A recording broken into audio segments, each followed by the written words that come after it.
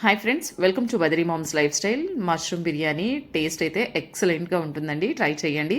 వీడియోని స్కిప్ చేయకుండా చివరి వరకు చూడండి. వీడియో నచ్చితే లైక్ చేయడం మాత్రం మర్చిపోకండి. అండ్ మా ఛానల్ ఎవరైనా కొత్తగా చూస్తున్నట్లయితే సబ్స్క్రైబ్ చేసుకోండి ఫ్రెండ్స్. ముందైతే రైస్ని నీట్గా కడుక్కొని నానబెట్టుకోవాలి. నార్మల్ రైస్తో చేసినా కూడా ఈ బిర్యానీ టేస్ట్ అయితే చాలా బాగుంటుంది. నేనైతే బాస్మతి రైస్తో చేస్తున్నాను, ఎందుకంటే పిల్లలు కూడా కొంచెం ఇష్టంగా తింటారు. సో 3 గ్లాసెస్ బాస్మతి రైస్ని అయితే ఒక హాఫ్ అన్ అవర్ ముందు నానబెట్టుకోవాలి. తర్వాత మష్రూమ్స్ని అయితే తీసుకొని ఈ విధంగా నీట్గా క్లీన్ చేసి పక్కన పెట్టుకోవాలి. తర్వాత వీటిలోకి నేనైతే అల్లం, వెల్లుల్లి, ఉల్లిపాయ, పచ్చిమిర్చి, కొత్తిమీర, కరివేపాకు అయితే ఈ విధంగా కట్ చేసుకున్నాను. ఇప్పుడు దీన్ని అయితే మొత్తం మిక్సీ వేసుకోవాలి. ముందైతే పుదీనా, కొత్తిమీర, పచ్చిమిర్చి, అల్లం, వెల్లుల్లి మిక్సీ అయితే వేసుకోవాలి. తర్వాత ఆనియన్స్ని కూడా వేసి ఈ విధంగా మెత్తగా మిక్సీ అయితే వేసుకోవాలి. తర్వాత స్టవ్ ఆన్ చేసి బాండి పెట్టుకొని ఆయిల్ అయితే పోసుకోవాలి. ఇప్పుడు ఇదే ఆయిల్లోకి 2 టేబుల్ స్పూన్స్ గీ కూడా యాడ్ చేసుకోవాలి. ఇది కొంచెం హీట్ ఎక్కిన తర్వాత ఇప్పుడు దీంట్లోకి అయితే మసాలా దినుసులు అయితే వేసుకోవాలి. తర్వాత జీడిపప్పు కూడా వేసుకోవాలి. ఇవి వేసిన తర్వాత ఒకసారి ఈ విధంగా కలుపుకోవాలి. ఇవి కొంచెం ఫ్రై అయిన తర్వాత ఆనియన్ అయితే వేసుకోవాలి. ఆనియన్ కూడా వేసిన తర్వాత ఇదంతా ఒకసారి బాగా కలుపుకోవాలి. మూత పెట్టేసుకుని ఆనియన్స్ని బాగా మగ్గనివ్వాలి. మధ్యలో ఒకసారి మూత ఓపెన్ చేసి ఒకసారి ఆనియన్స్ అంతా ఈ విధంగా కలుపుకోవాలి.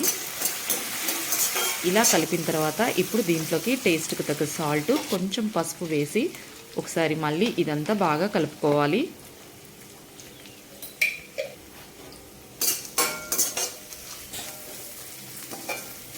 ఈ విధంగా కలిపిన తర్వాత ఇప్పుడు మిక్సీ వేసుకున్న పేస్ట్ అంతా దీంట్లో వేసి పచ్చివాసన పోయే వరకు బాగా ఫ్రై చేసుకోవాలి.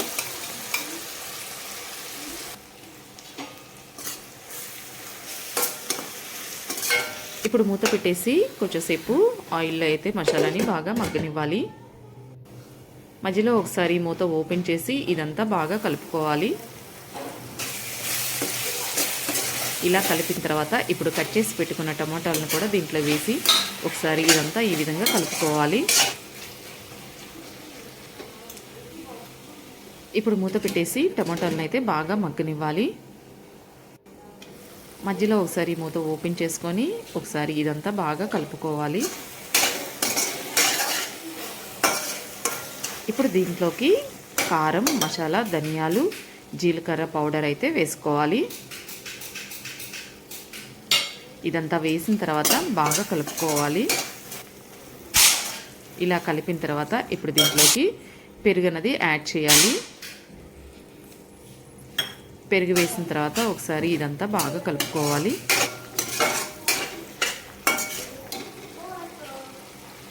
ఇలా కలిపిన తర్వాత కట్ చేసి పెట్టుకున్న మష్రూమ్స్ని అయితే వేసి ఈ విధంగా మసాలా అంతా పట్టే వరకు బాగా కలుపుకోవాలి.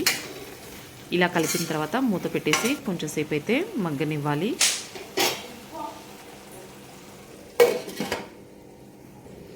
మధ్యలో ఒకసారి మూత ఓపెన్ చేసుకొని ఇదంతా బాగా కలుపుకోవాలి.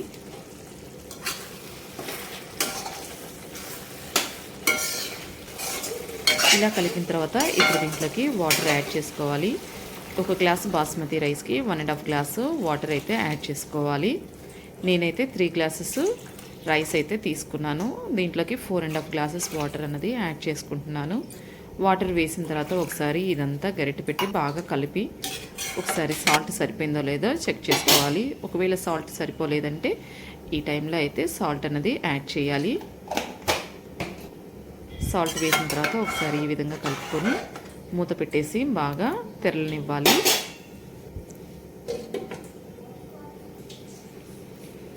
వాటర్ బాగా తెరలుతున్న టైంలో నానబెట్టుకున్న బాస్మతి రైస్ని అయితే దీంట్లో వేసుకోవాలి.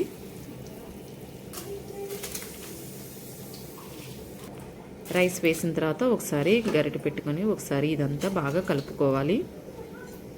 ఇప్పుడు మూత పెట్టేసుకొని రైస్ని అయితే బాగా ఉడకనివ్వాలి. మధ్యలో ఒకసారి మూత ఓపెన్ చేసుకొని ఇదంతా ఈ విధంగా కలుపుకోవాలి. ఇలా కలిపిన తర్వాత మూత పెట్టేసి రైస్ని అయితే దగ్గరికి అయ్యే వరకు అయితే ఉడకనివ్వాలి.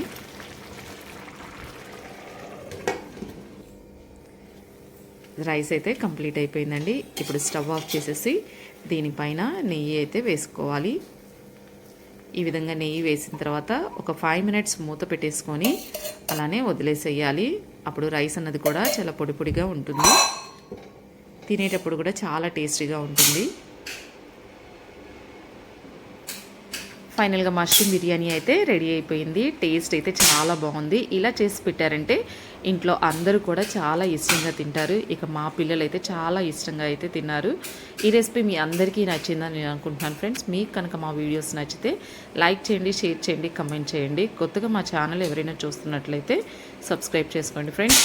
Okay, thank you for watching this video.